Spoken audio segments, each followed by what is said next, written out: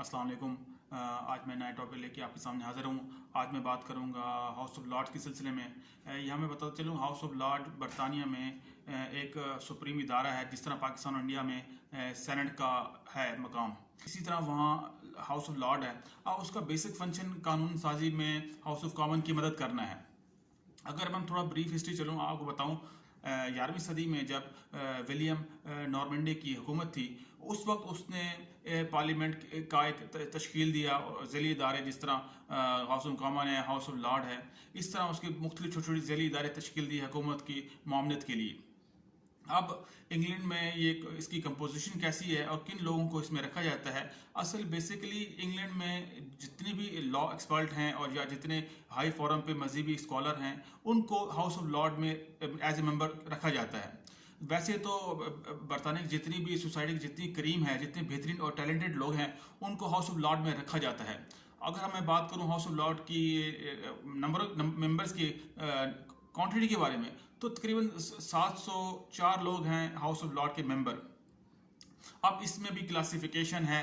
अब hair tree का सिलसिला है, पीयर हैं, उसमें इनके लाइफ टाइम पीयर्स हैं और स्पिरिचुअल इनके लॉर्ड्स हैं और इसमें लॉ लॉर्ड्स हैं। हेयर ट्री पीयर्स जो हैं वो चंद एक मखसूस तबका है, जो मिसाल के तौर पर एक मेंबर मर जाता है, उसके बाद उसके बच्चे या कोई ख़ानदान का लोग, उनमें से कोई एक बंदा नॉमिनेट हो जाता है हाउस ऑफ लॉर्ड की मेंबरशिप के लिए। जबकि ये 1911 के पार्लियामेंट्री एक्ट में बरतानिया ने इस पर पाबंदी लगा दी कि आप जितने मुंतखब हो चुके आप 2000 उस कानून के मुताबिक बाद कोई हेरिडिटी इनके विरासती जो है हुक्मरान का सिलसिला वो ख़त्म कर दिया उन लोगों ने। अब दूसरी तरफ अगर हम देखें स्पिरिचुअल लॉर्ड्स या स्पिरिचुअल लॉर्ड्स को, अब आर्च बिशप जो हैं और सेंटरबर्ग के और यॉर्क के और धुरम और विनचेस्टर के, इनसे जितने भी महान हैं, प्रधानमंत्री हैं या इनको उर्फ आम में मजहबी स्कॉलर कहते हैं, तो उन लोगों में इसका एक सीट मुख्तस रखी जाती है। 5 मेंबर इन तमाम 4 शहरों से दिए जाते हैं हाउस ऑफ लॉर्ड्स के लिए। अब लॉ लॉर्ड्स हैं, कोई लॉ का सॉलिसिटर है या कोई बैरिस्टर है, उनके लिए भी सीटें मुख्तस की जाती हैं हाउस ऑफ लॉर्ड्स में, ताकि वो जितने भी बिल्स हैं कानूनी तौर पे मुशावरत के लिए वहाँ लाए जाते हैं हाउस ऑफ कॉमन से, तो उन पर रिव्यू किया जाए, उन पे उनको नज़रसानी किया जाए, उनको देखा जाए कि ये किस तरह इस पे पब्लिक की ओपिनियन इसके बारे में क्या कहती है।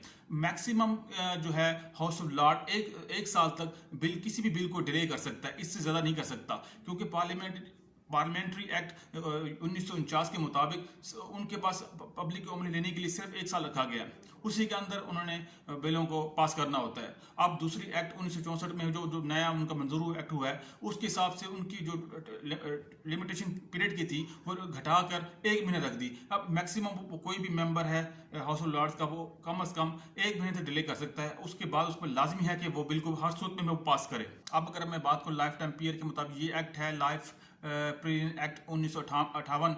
इसके मुताबिक कोई भी मेंबर जो जिसकी काबिलियत है वो हाउस ऑफ लॉर्ड में, या उसको कोई ऐसे टेक्निकल स्किल है जो कम लोगों को पता है, तो वो ऐसे लोगों को भी मुख्तस किया गया है हाउस ऑफ लॉर्ड कि उनकी भी एक सीट रखी जाएगी। अब इसका कोरम जो है मैक्सिमम 3 बंदों पे मुश्तमिल होता है, और ज़्यादा से ज़्यादा अगर मैं बात करूँ 2002 से 2003 की आदत शुमार के मुताबिक, तो उनमें तकरीबन मैक्सिमम 362 की अटेंडेंस रही है 704 लोगों में से।